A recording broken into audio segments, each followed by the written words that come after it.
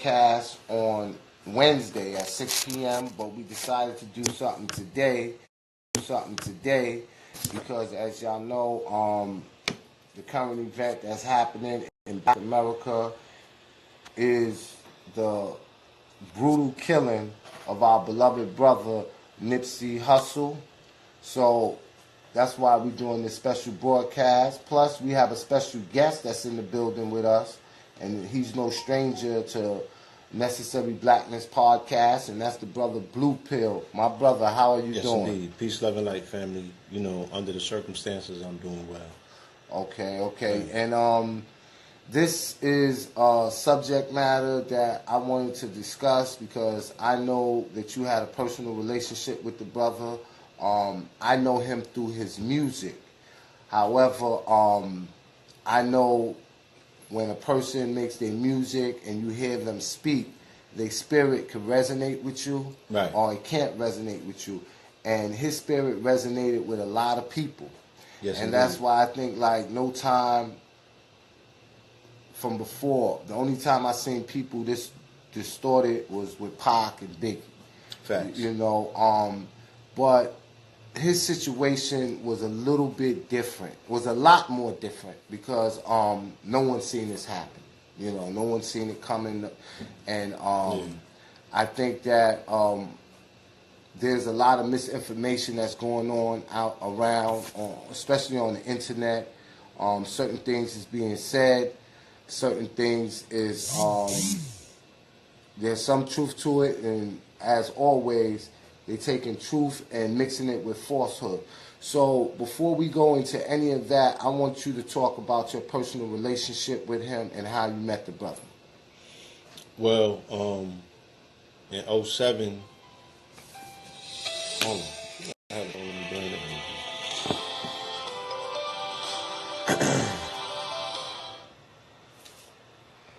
In 07, I used to hustle in Harlem on 25th, right? Mm-hmm. Across the street from Sarnetta in front of the Apollo. I had an encounter with the police, with the NYPD. The Boys in Blue, I'm going to walk you through all of the blues involved in the story. I had an encounter with the Boys in Blue on 25th. I had a fight with 8 or 10 of them.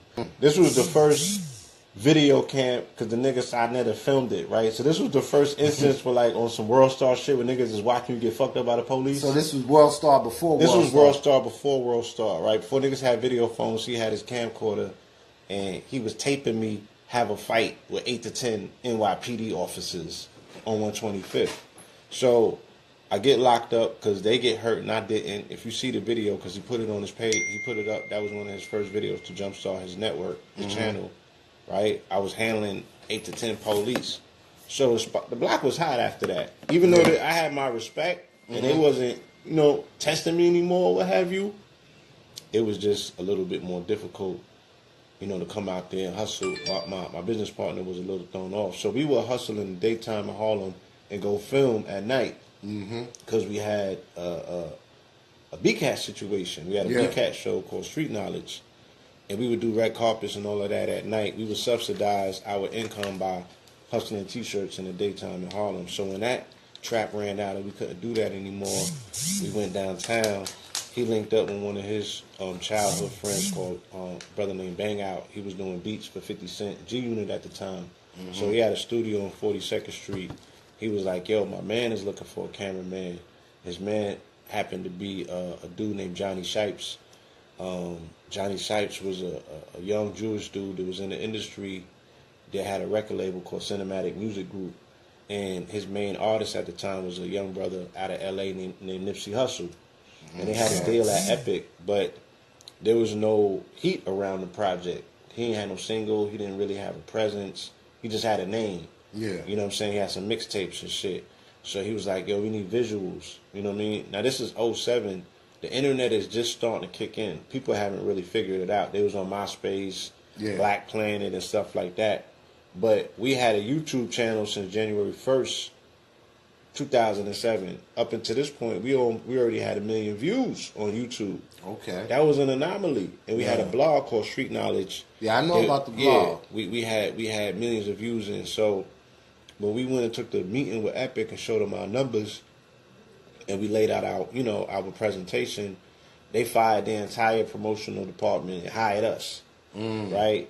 Unfortunately, because the promotional department was gunning for us in the meeting, like, yo, y'all gotta get them. They fired, they know what they doing. And the industry didn't know the internet at that time. And they fired them and hired y'all. They fired them and hired us. So it's like, you know what? We're gonna get rid of them niggas and bring y'all in.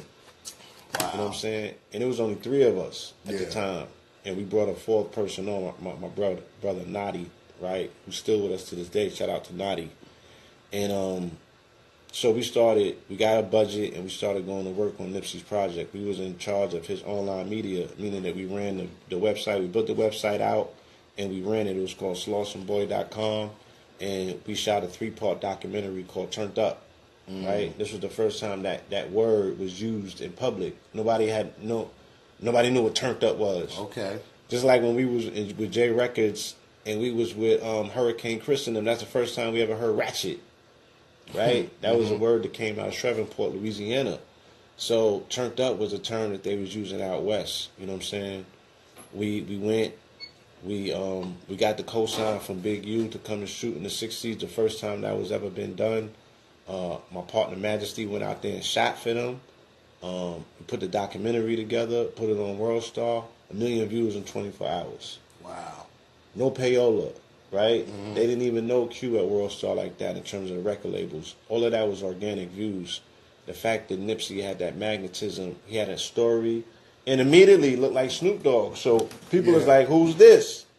And he could spit, you know what I'm saying? But he was taking you to the turf. No one had ever seen the 60s. So there was a lot of things that worked in his favor in terms of the attention, that he was able to garner. And he was working on this project. He was looking for a radio single. He couldn't get his song played on the radio, though, because he had gang injunctions. So LAPD told the radio, you can't play this music. And he couldn't even perform in his city or nothing. Wow. So the budget kind of dried up. And Sony had to drop him eventually because they we putting money into this artist, but we don't have no radio singles from him. And he can't move like we need him to move. He's too real. Yeah. He's too real. They wanted him to dumb shit down, and he's like, I can only be true to the cloth. So he was too real for the industry, for the plasticity. Too real for TV. He was too real for TV at that time. Well, let me ask you another thing. Beyond the music, y'all develop a relationship. Tell me about that relationship, and when you met him, I know that you introduced him to the teachings. How receptive was he with that? Yeah, like I said, when I met Nip was already on. Nip was on point. Nip always had street knowledge. Yeah. Nip was always conscious. When I met Nip was already talking about real estate and buying the hood back and investments and entrepreneurship and ownership, and Nip was already on that. You feel me? I'm just building and overbuilding with him. If something seeped in from them sessions, then so be it. But I would stand to say that I probably learned more from him than he might have learned from me, because I did a lot of listening. You know what I'm saying? Because he was already he had his plans, he had his ideas, he had this thing already mapped and figured out. You know what I'm saying? And one of the things that he did tell us, though, is the reason that we had got the cosign to do some of the things that we was able to do in terms of in the neighborhood was that he said, my big homies watch y'all on VHS. So, the little community shit that we was doing in the conscious community in New York, those VHSs travel the world, you know what I'm saying? And they connected with some of the right people. Like, even to this day when I go to LA and you have hardcore gangbangers, face tats, and all of that, they just be like this. You know what I mean? When they see the kid, they just salute. You know what I'm saying? Because it's like, people acknowledge the work that's being done. But Nip, I would build with Nip, you know what I'm saying? And like I said, I would walk away knowing a little bit more than I did prior to that. And it was just real interesting to me because this was like '08 now was the time that you had an African in the presidency, representing that blue gang, which was the Democrats. He was banging for blue. And I'm like, yo, Nip, here you go. You an African banging for the Crips. Yeah. You know what I'm saying? And then later on, we end up putting together street knowledge. I mean, I left street knowledge and I started Know the Ledge, right? And that was in '09. Right after MJ died, I left Epic. I never went back in that building ever again. The day after he died, I just bounced. You know what I'm saying? And I went to Harlem and started hustling. We was all outside hustling Michael Jackson apparel that summer. Okay. It was a financial wave out there, abundance. And me and Red, you know, formulated the idea to start Know the Ledge Radio, Know the Ledge TV, because we was shooting footage on flip cams. Showed Sidnetta how to upload footage. Sidnetta TV's born out of that. Know the Ledge TV's born. I was like, yo, I'm not going back to the industry. I said, consciousness needs me at this point. At least let me show these niggas how to use the internet. See, that's some history for y'all right there. You know what I'm saying? This is the history, the greatest story that never been told, and you're hearing it first right here on Necessary Blackness podcast. Now, my next question is, when untimely things like this happen, you know, years from now, we go back and we reflect, you know, I want you to reflect when you heard the sad and sudden news of the brother's passing. I was in Apache Cafe last night, and it was the last night of Apache, a historical venue here in Atlanta that I touched. They closing it down? They closing it down. Last night was the last show. So March 31st, right? Dealing with this whole ending of chapter, this ending of things. Now, people from my particular cloth, you know, we look at April 1st as the new year. You know what I'm saying? In many respects. You dig what I'm saying? So yesterday will be like the finalization of a chapter of a cycle. You know, we could say maybe last year, if this is the new year. You know what I'm saying? So it was the closing. I'm in the venue dealing with the closing of a historical venue. You know, so it was like they did the open mic thing, and I'm vending. I'm cooking up food and shit. I get the text. You know, niggas like, yo, did you hear what happened to Nip? I start Googling immediately. You know what I'm saying? And, you know, this was before he was pronounced dead, but they said he got hit 6 times. And I'm just like, that shit don't sound good. You know, and he got 1 in the head and what have you. And I just started feeling empty. You know what I'm saying? Like, those would be one of the moments where you always remember where you was at.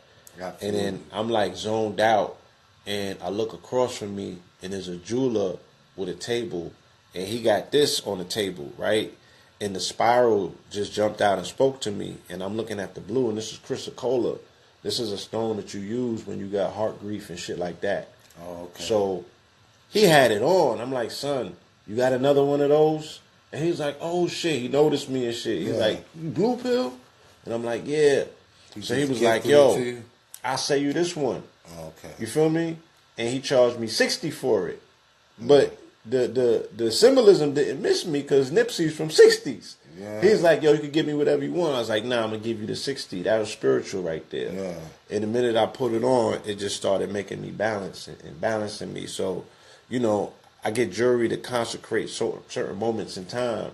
So this, for me, will always be a reminder of Nipsey. You know what I'm saying? This will always represent that spirit, that spiraling aspect of the continuance of his mission. That's why it spirals. You feel me? So they made the announcement on stage, and they threw the music on, and people were just in a somber mode, and it just reminded me of, like, you know, like when we lost Pop. Yeah. You know, absolutely. Or when we lost these situations, that the grieving, you know, the women emoting, crying, you know what I'm saying? You could really feel like, yo, that was neighborhood. My nephew got killed. Like, you felt it. Yeah. You dig what I'm saying? I had several people calling me that was in tears. And some of them knew him personally, and some of them knew him just through his music. You know, you talked about numerology and the number 60 and what it meant and different things like that. And I know if anybody can decipher it, you can. There was a sister that was online, and I just think that, you know, sometimes we have to wait, and everything shouldn't be done right out in the open, especially after someone transitioned. There's a period of time where families is I want grieving. I want you to speak on that because I'm getting beat up online for even suggesting that. So Yeah. All right. I want you to speak. All right. Like, what are you talking about? That there's a period of time. All right. When my brother transitioned, I was going through a lot of grief, right? Yes. And I called several individuals, and it helped me get through it. And the one thing they was telling me is that, Raheem, for the next 72 hours, it's going to be really hard and painful for you because his soul and his spirit is still here. And after 72 hours, you know, his soul is going to leave the physical realm and transition to the spiritual realm. Right. So there's that 72-hour period. So when I'm starting to see a lot of these posts, I'm like, come on, man, you know what I mean? But there was one post, and this, let me tell you something, man. They dragged this girl, right? But I started looking into what she was saying, and I'm like, there's a hidden meaning in everything, you know? And, you know, when we deal with numerology and we deal with numbers, and I know you're big on that. Yes. But I'm going to read to the family some of the things that she was saying. Please. She was saying that his death was a direct hit to the subconscious, a shot to the head. The spine is connected to the brain, made up of 33 bones. Vertebrae, right. And said to have the fluid of Christ, right? And Christ was said to have died at the age of 33. Nipsey, who had a Messiah complex, died at the age of 33. And now we know in Genesis where it talks about Jacob's ladder and the 33 steps, we know that's the 33 vertebrae, you know. So she went a little deeper. She said the number 33 is a direct sequence of human DNA as well. And then when we deal with numerology, the master number is 33 and 1/3, the illuminated nurturer. And LA is on the 33rd parallel. When you hear things like that, what is your analysis of that? You know, we always speak about the significance of numbers. You know, I like to explain, you know what I'm saying, this whole life is that we're clothed in the illusion of flesh, but it's really numerics running underneath. Right, everything is a program. It's coded in numbers. In my world. Yeah, the binary code. That might not be the same for everybody, but in my world, you know, life is coded. You know what I'm saying? So everything to me is numerology, and I don't think that, you know, we should miss the significance of that connection and that correlation. You know what I'm saying? As we move towards Easter, I think it's on the 23rd of April, but even if we move towards, you know, the supposed if Jesus was alive and he died, according to the theologists and the historians, they said that he died April 3rd, 33 A.D. You know what I'm saying? So that would be roughly 3 to 4 days, you know what I mean, prior to this young man making his transition. So I seen the threes involved. I see a lot of threes. I see a lot of sixes. Like I said, it was the last day of an old cycle moving into a new cycle, which is a 3 cycle. 2019 equals up to 3, right? Absolutely. 9 plus 1 is 10, plus 2 is 12. 2 plus 1 is 3. Yeah, absolutely. Right? He had 3.3 million followers. At the time of his demise, he was 33. You dig what I'm saying? This is a strong 3-year. You know what I mean? The 31st day of the third month. The 31st day of the third month. You know what I'm saying? And then also, it said, in addition to him being shot, 2 other people were shot. Three people were shot. And then they said that there was 3 shootings right after he got shot. You know what I mean? Yeah. And, you know, they trying to label it retaliatory shootings and different things like that. So the number 3 is surrounding us. And they said, you know, death happens in 3s. Yeah, death comes in 3s. Yeah. So this is a transitional year. This is a transitory year. A lot of people are going to be checking out going into 2020. You know what I'm saying? And this is not to spook anybody. This is just saying, look, if the shit can happen to Nip, of all people, it can happen to anybody. because we do a lot of time in this world evaluating people in their human condition. Mm-hmm. Like we know everything that we need to know about another person. Oh, this person was doing this person was doing that. The good don't, you know what I'm saying? Only the good die young.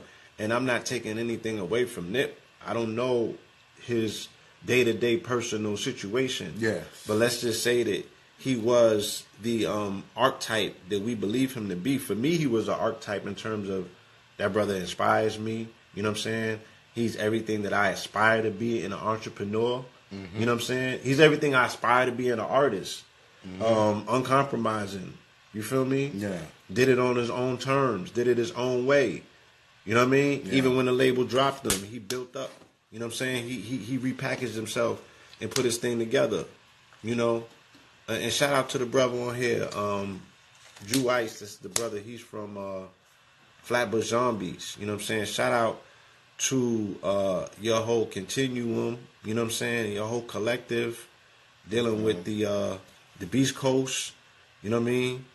Dealing with that whole family, because when we left Cinematic Music Group, I think Johnny Shipes went and he signed up Big Crit, and then he signed up Joey Badass, you know. Okay. But that was the same situation. That was the same environment that they lost Capital Steez over there. I think he was on the roof of that building.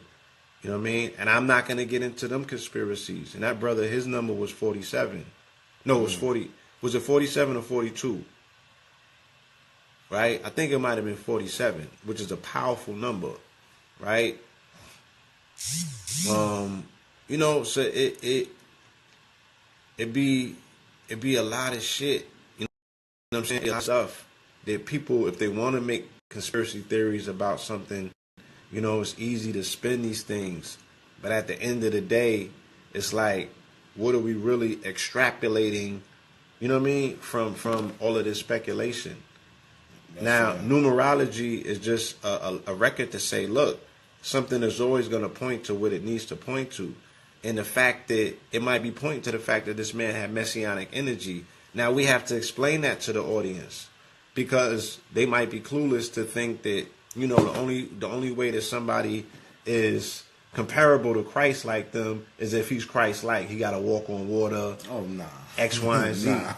Let's say that this man defied the temptations, right, of his environment. He rose above the temptations that we can say, yeah, that's Christ-like. He rose above those demonic temptations of his environment. You know what I'm saying? He was initially a product of environment that turned his environment into his product, right? And unfortunately, ultimately was consumed by that energy, right? You dig what I'm saying? Yeah. So the Christ-like aspect of what we look into this individual to say is, look, he was triumphant by way of adversity. You know what I'm saying?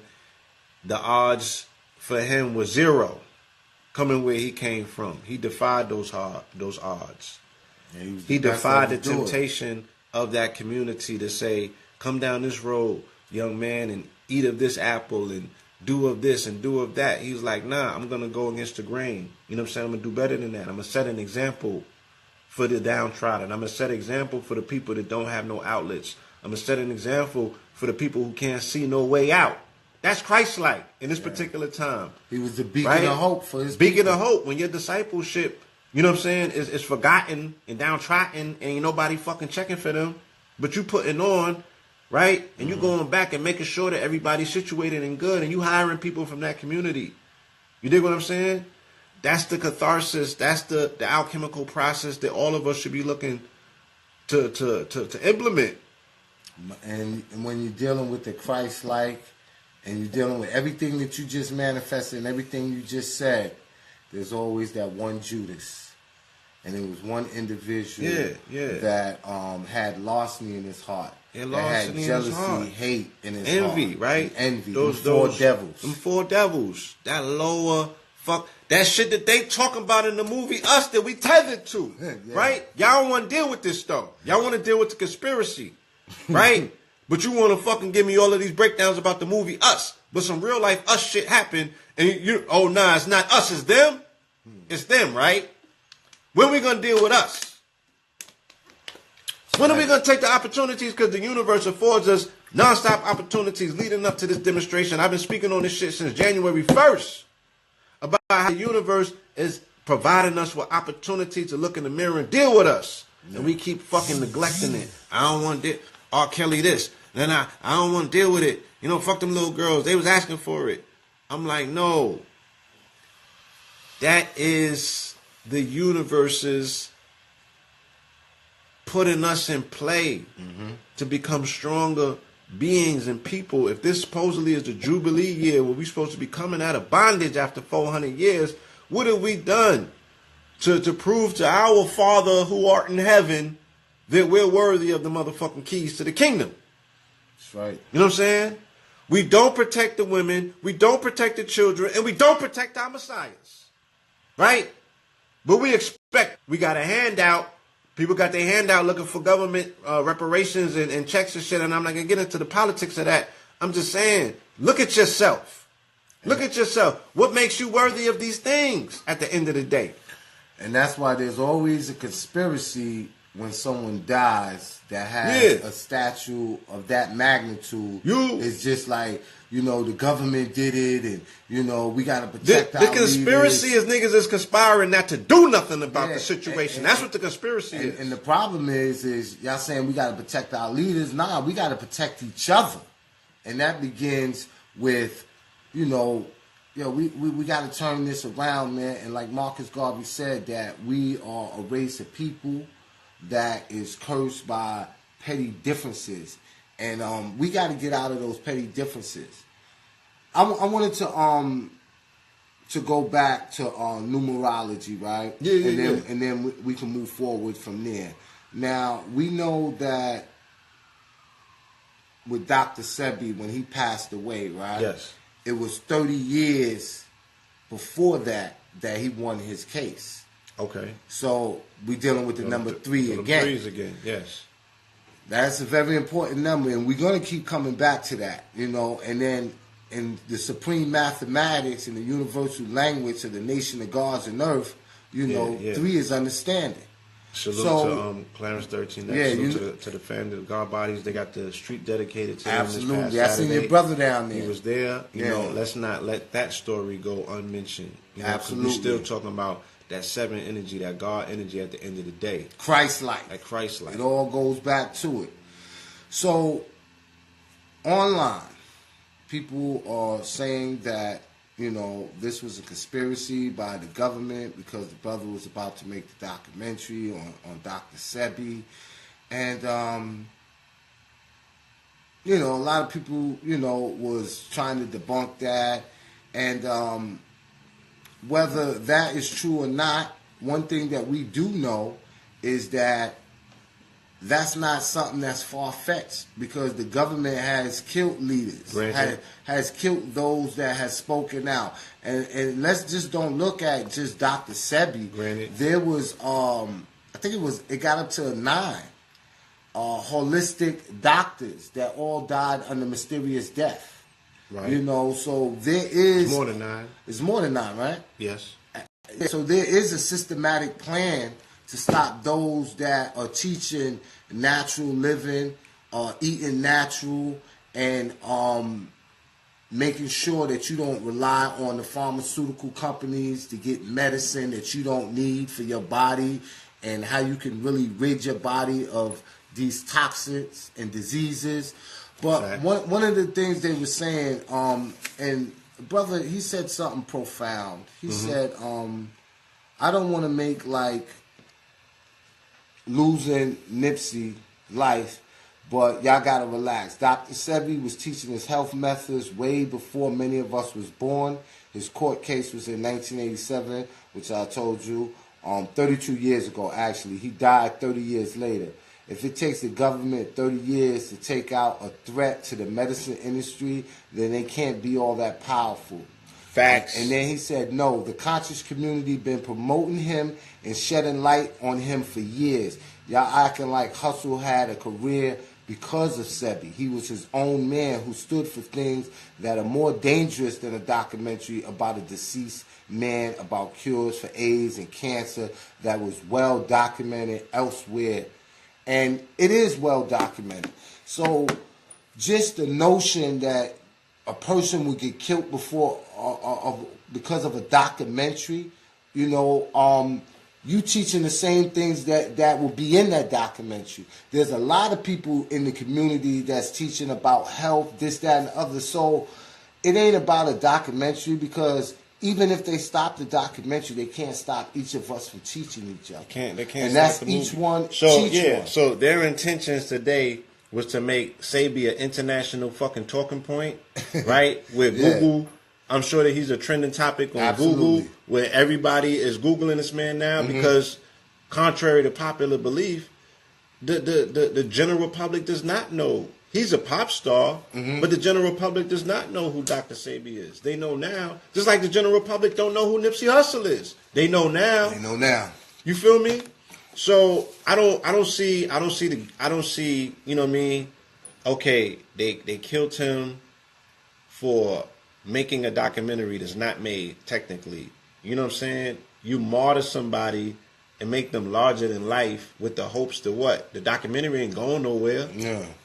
If anything, it's even more in demand. Yeah, someone else right? is going to Somebody else can step to it. So I don't really see where the leverage is at in that.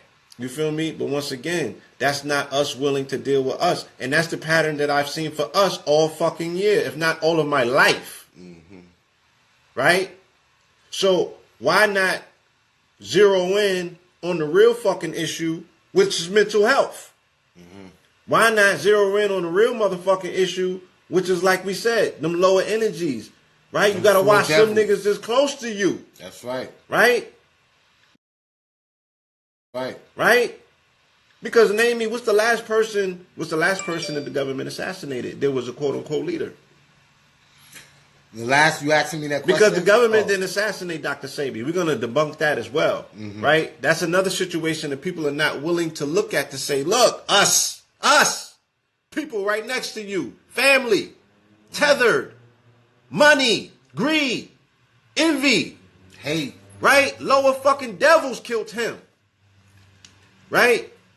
And ultimately, we don't want to look at that ugliness. We don't want to think that we got that type of shit in us. We don't know what we willing to do for some bread, right? Niggas is out here selling poison. 2 Chainz said he sold crack to his mama. You didn't even give it to her. You sold it to her. And in the same song, he said, my soul ain't for sale. My nigga, you don't understand that fucking contract that you signed? You sold it. And they gonna cash on it at some point in time. You don't absolve yourself from that, my nigga. Fuck is wrong with you? So we don't understand the subtleties of these contracts. We don't understand the subtleties of what niggas is willing to do for some bread. We don't understand how bad people are afflicted by going from, or the illusion of you think that you don't have and you got to have. When they'll fucking kill you to get some designer. They taking that money and buying designer with it. You feel me? The same designer label that's gonna make fun of you. Yeah, the same. The hood don't give a fuck about your messianic energy. The hood don't give a fuck about your missionary work. People in your family don't give a fuck about your legacy. People in your family don't give a fuck about the work that you're doing. You know what I'm saying? They don't care. They don't care. Well, my question is... And they will kill you for your bread, or they'll kill you for some clout, or they'll kill you because they're in emotions, or they'll kill you because they're mentally unstable. So Dr. Sabi said we all sick. That's right. Right? So the brother got consumed by sickness. He got consumed by sickness. Sabi got consumed by sickness. Our unwillingness to deal that, okay, all right, now we could say that the Europeans is partially responsible for festering a community that plays host to that sickness, right? More so than anything. They've created the environment. You dig what I'm saying? But, bro, like, we consuming ourselves. Somebody knocks you the fuck out. You don't lay on your back forever. Like, you get up at some point, dust yourself off, you know what I mean? And get back to scrapping. You know what I mean? You get back to scrapping. Like, I don't understand, like, even people, I'm saying, yo, fall back from the conspiracies and they attacking me. I'm like, bruh, my fucking neck been on the line from day one. They told my mother when I was 5 years old. 5 years old. If you don't turn state on Sabi, we're taking your children. We'll always have an eye on them. You know what I'm saying? Yeah. Every time I fucking go to court, you want to see how thick my file is? They know who the fuck we are. My neck been on the line. We out here banging on the devil every fucking day. So it's what I'm scared, I'm fearful, because I'm telling people I'm trying to absolve the devil by saying, look, take some time, let the nigga family grieve. You know what I'm saying? And get your facts together first before we start this conspiracy shit, because we're missing the opportunity to address some real shit that is hampering us as a community. And these are these mental health issues. These are these lower fucking energies that are going to consume all of us at some point or another. You dig what I'm saying? Because I spend more time watching niggas around me than I do looking out for the white fucking fans anymore. And that's very unfortunate. That's very unfortunate. And there was a time where we knew who the open enemy was. And we knew for a fact that it's an identifiable person, that when we see them on sight, we know that they are not of us. And how did in the scriptures it says, you are that of your father the devil. But now that same individual can be someone that's right in your immediate circle.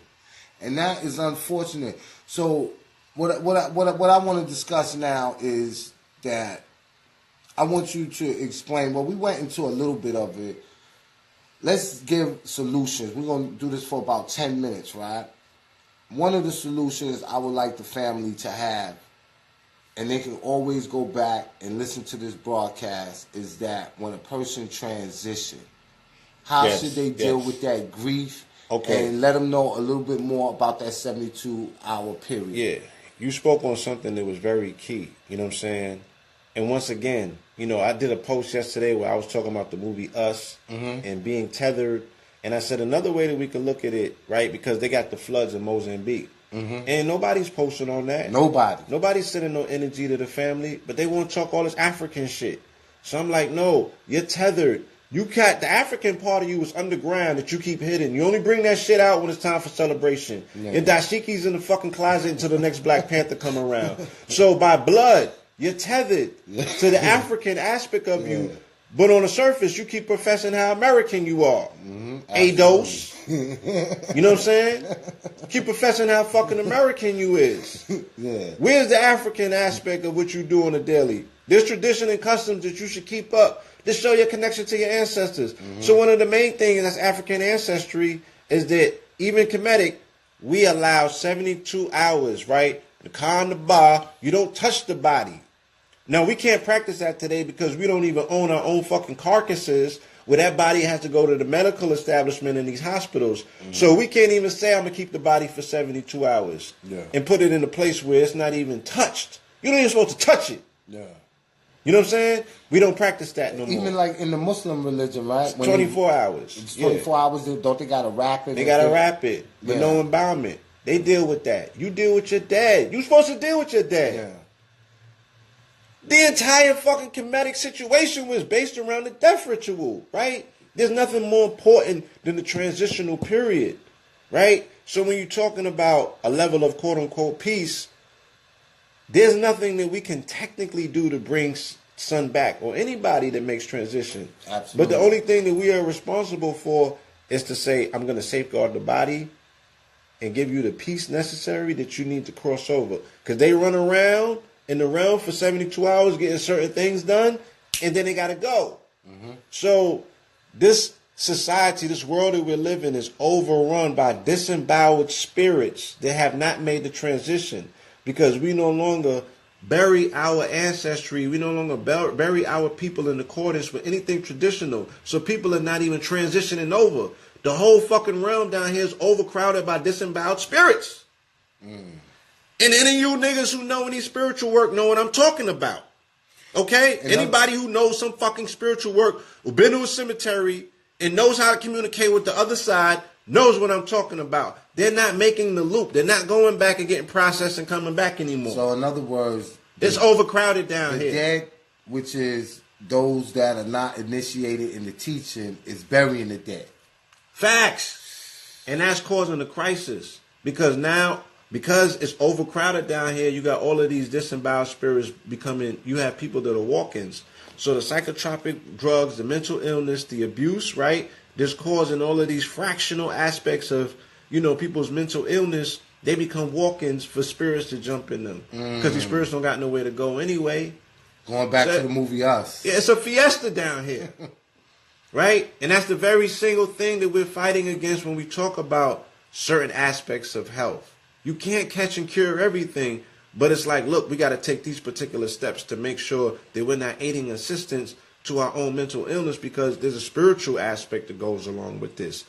Niggas would love, right, the sloganisms. We don't fight against flesh and blood. It's higher principalities that we're at war with. You're talking spirits now, right? Right? You're talking spirits.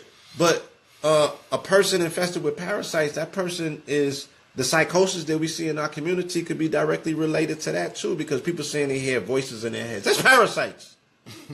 Worms are more intelligent than you. Parasites are more intelligent. They older, they're more intelligent than you. So they're running the show. They got niggas flipping out and then eating the food and assisting with all of that. Living in these toxic environments. You know what I'm saying? All of this is assisting with the toxicity that we are reflecting and retracting on one another, minus the fucking white man. When we gonna take things into our own hand? Y'all heard that? Minus the white man. When we gonna take matters into our own hand? Blaming him forever. Right? Yeah. Nipsey would tell me, yo, you see a fucking vacant lot, I see a building. He had vision. Got a lot of land in the South.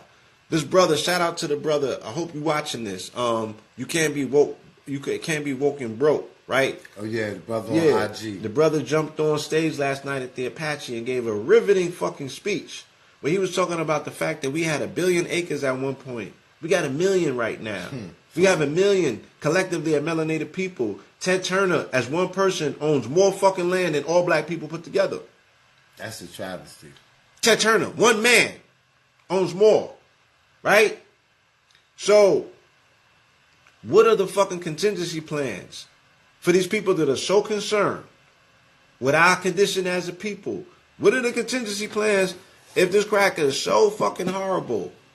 Either one or two.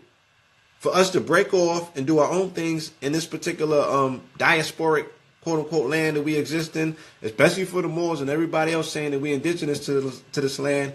Where's the fucking plan then? Where's Moritopia, my nigga? Huh? And for the people that's Pan-African, what's the fucking plan in terms of us getting back home? What is that supposed to look like? 2020 is around the corner, right? The fucking stopwatch, it's already, the numbers are ticking. The countdown has begun. 2020 represents a future. These numbers numerologically represents an energy that's supported, right? To support it, that you should work and with the numbers, with the numerical energy, you should work with that particular energy because you're going to be supported. So this is when you closing affairs, getting shit done, and this, that, and the other. In 2020 is supposed to be some other shit. You know what I mean? So we're not even working in accordance with the numerical frequency of the said year. To prepare ourselves. Absolutely. Right? We getting caught up in R. Kelly. Our shit is what? Hot piss. Oh, hot tea, warm piss, and cold milk, cold spilt milk. That's what niggas is into. That's the trauma and drama. That's why conspiracy theories connect so much. Because what? Niggas is conspiring to do nothing about these situations. But just be fucking conspiracy theories. Oh, the government killed Nip. The government killed Sabi. Well, who's killing the government?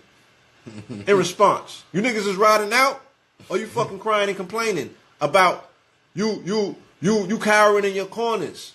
Because my mama's still alive, my aunt's still alive. Yeah. So if this fucking documentary is such a threat, you niggas got 24-hour security coming to the crib to make sure that these women is okay? Yeah. Huh? Because they was curing the fucking AIDS. So you wait, you niggas need a documentary to come out for all of the fucking shit to be cured, right? Documentary is a one-off. When the documentary comes out, everything's going to be fucking okay? The marathon continues. The mission continues. Yeah. Who's stepping up on purpose? Who's willing to put it all on the fucking line? Huh? Who's ready to die to live? Because you got to have an attitude to break through. Oh, yeah, absolutely. And niggas don't have that attitude. Absolutely. You cannot be docile. You can't be docile. This fear factor shit is crippling people, so I see fear when I see motherfuckers chalking up these conspiracy theories. We riding, my nigga, because even if we was riding, there wouldn't be no conversation involved. So why you want to be the motherfucker that breaks the case. All these fucking internet investigators. Oh, the nigga was shooting good. My nigga. He had to be trained. Yeah, the video games teach the little niggas to shoot good. They recruiting these little niggas. Yeah. I watched the post. Somebody say, yo, they took their 11-year-old to the firing range. Yeah. He was knocking shit down. He ain't never fucking held the pistol in his hand. Yeah. But he played Fortnite. Yeah. I showed these niggas the article where the Army said they're recruiting gamers. Yeah. And then what's the problem? Now there's an article. Y'all niggas want to talk conspiracies? There's an article saying that the Army is not getting enough recruits, and they're gonna go and start trying to get them as young as 12 years old, 11, and put them in like an incubation program until they're of age, and transition them to the Army. And you know who those same people gonna be, right? They're gonna be young little Bobby, who's gonna go to the Army, and he's going to be indoctrinated to be a patriot for America. And when he comes out, he's going to be a police officer. Yep, the same police officer that's gunning black men, women, and children. With hell of an aim, supported by drones, right? Supported by the fucking social credit system where the satellites is telling niggas, oh, this nigga's, this motherfucker is cold red. This motherfucker's cold orange. You got drones following you every fucking where you go. Cause we up here trying to teach niggas who's telling us, oh, you niggas sound like you scared cause you don't want to blame the white man on this one. Man, listen, we've been blaming the white man for years. What? We gotta take some type when of we gonna get low where the white man can't watch you and you can't get off the white man's social media long enough to fucking plan something and carry it through. Stop telling me about the white man, my nigga. We could get these acres and get ghosts. That's right. You don't gotta see a white man ever fucking again. If that's what you want. And we can save these fucking babies.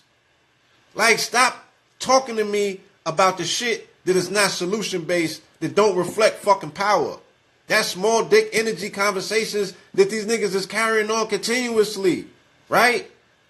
That's not gonna save nobody. That's not gonna inspire nobody to be great. That man said hustle and motivate.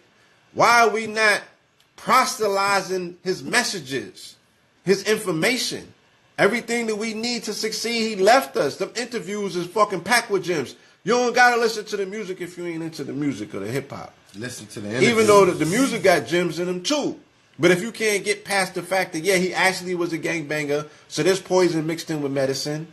You know what I'm saying? Listen to the fucking interviews. It's be inspired by the interviews. Absolutely. Right? How can one man defiantly have all of them business as one man, but you got a million niggas who don't, you know what I'm saying? They're not driven. They don't have no motherfucking, they don't got one LLC to shake a stick at. But one man can be a serial entrepreneur, right? And still be a real one, have all of the fucking necessary credentials that's needed to get these niggas excited, right? Have the dream fucking girl. Yeah, right? He had it all. And he still lost. Right? That means it should create 100 new fucking nips. That's right. That's how you honor your ancestors. And that's what I want to get to, right? Now that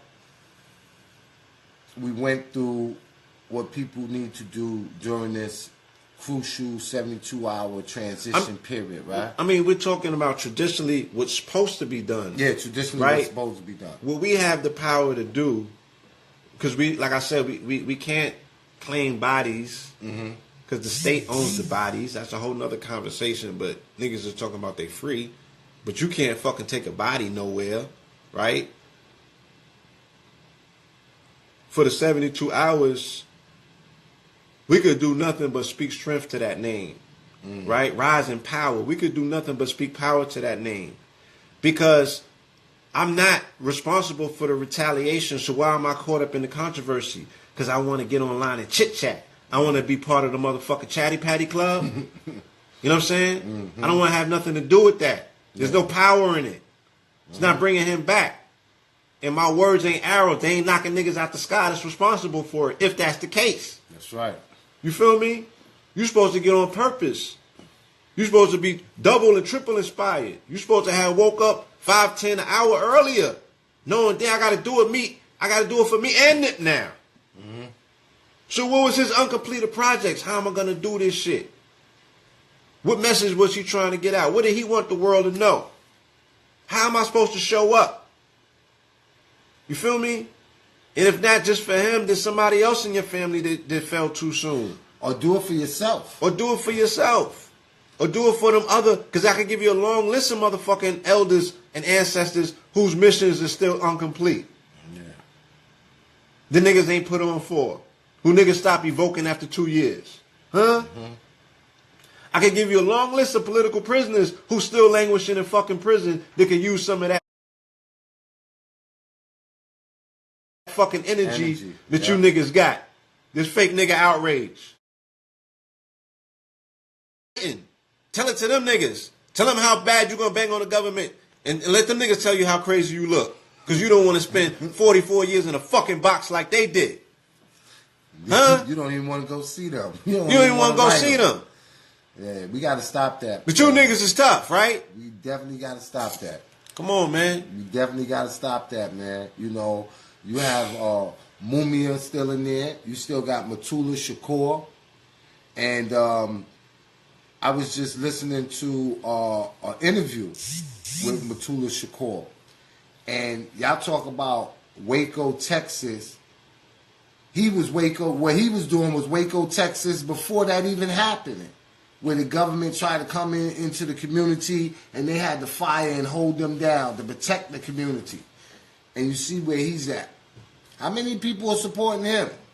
He protected the community. And that's why there is very seldom die-hard warriors that's willing to go on the front line because we don't support them. Right. Y'all not, yeah. Niggas is not out here supporting frontliners. Niggas is still supporting scammers in this community. The niggas that make the shit look good, right? For whatever falsehood or fictitious shit that they gotta do, because niggas is entertained by that shit. Niggas is entertained by that. Crazy. They not supporting people on the fucking front line. Y'all gotta they support, need to cut that out. Y'all gotta support, man. And I know one thing, man. Y'all better support me. Because I'm gonna start calling all of y'all out. You know? And one thing you got to realize is that you ain't going to get support from everybody, right? And this is true in most cases, and I know it's true in my case. Most of your families and friends are not going to support you until other people start celebrating you. When they start seeing that other people are celebrating you while you're here in your life, you know, walking and talking, then they're going to start celebrating you. And we have to stop that. You know how they say here, right. You know, celebrate me while if I ever transition, you know, everybody start talking about my documentaries. And do you even have a copy of that documentary? Is the same documentary.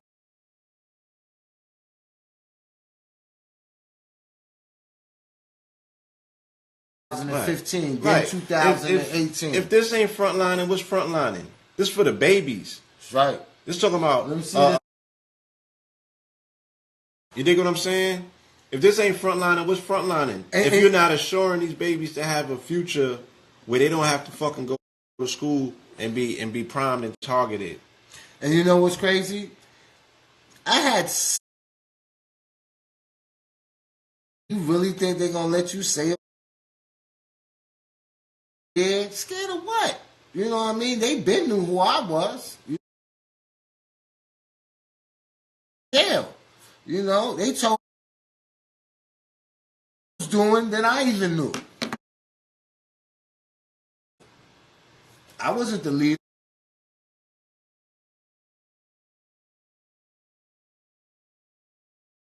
I had to wear that. You know what I mean? People around me was telling me I was the leader. Okay, well, I guess I'm the leader now. What we doing? What we doing? You know what I mean? Leader. You know what I mean? And, yo, that right that you don't even have to put yourself in position for leadership. Always killing our leaders. Nah, they killing everybody. They're killing everybody. You just ain't get it yet. You know what I mean? There's a cancer crisis in this country. Really affecting melanated people. You know what I'm saying? Mm-hmm. There's all kind of shit taking place. Right? Killing one another. And I'm not just saying on the battlefields. I'm not just saying, you know, in the hoods with the pistols, by the choices that we make, by the food that we putting in our mouth, right? Disrespecting Dr. Sebi every day by the food choices that you make. Stop acting like you care, my nigga. You don't. Cut that shit out. It's disrespectful to people who really, right? It's supposed to look transformational in the lives of the people who give a fuck about. Mm-hmm. What are you talking about? Cut it out, my niggas. So it's just like, yo, like, we got to celebrate one another more. That's right. You know what I'm saying? Appreciate. I want to celebrate you. You know what I'm saying? A torrent, a fucking floodgate, a wave of celebration of one another before the fuck the roses hit. You know how many rappers and entertainment people was hitting you, Nip? I'm supporting community. I'm doing this, I'm doing that. You think that he knew all that? Nah.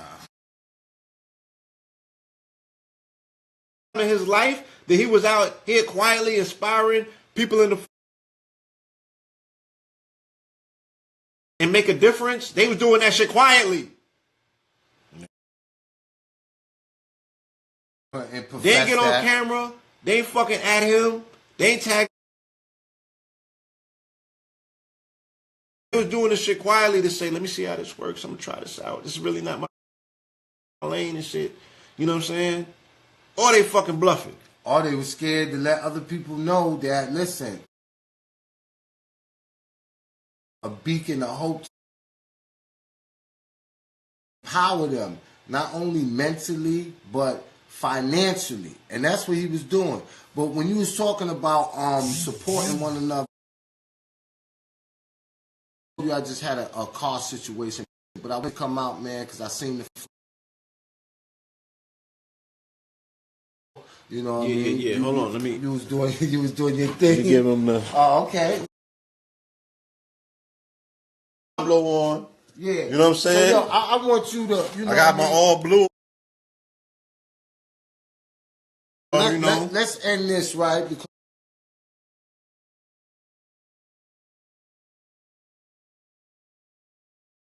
we talked about eating healthy, right?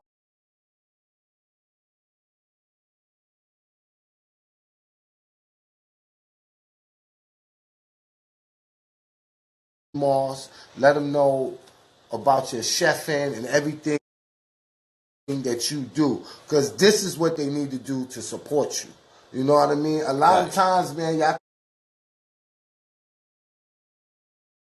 community that gives these speeches and gives these lectures, and that we live off of race wars and different things like that. Nah, the physical nourishment that you should have that you don't get because you shop at Kroger. So this is a brother that's a chef. And I meant to come out. It was yesterday, right? Yesterday or Saturday and Sunday. And like I told you, I had the situation with the car, so I couldn't make it up there. But let them know.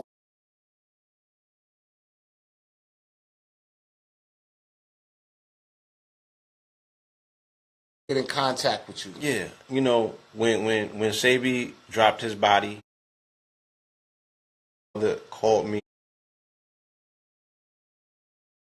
Cameras came out. I was on 125th. Yeah. She said, "You're not to speak about any situation surrounding his death because you don't know."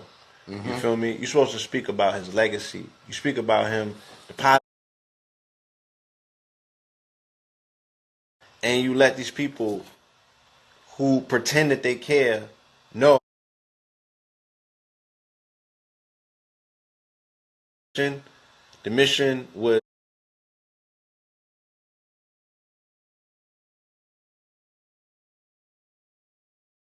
to get a message to the world that melanated people in particular have a particular disposition to eat a genetic code. Right? And those that do have access to a sad diet, standard American diet.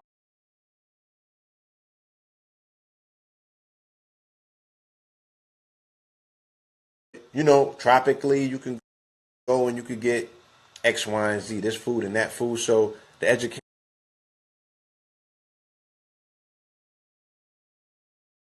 the fact that the body is electric. The education was about mucus is the cause of all disease. The education was about raw food. The education was about, you know, lifestyle. The education was about appreciation for mama. You know, he just wants people's mindset to the importance.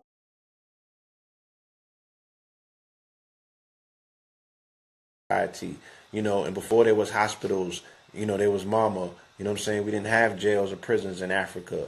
You know what I'm saying? We didn't have pharmacies in Africa, right? So he also, from a biblical standpoint, you know what I mean? Everything that you want, nature. You know what I'm saying? Go back. Has been moving, but I was already in motion.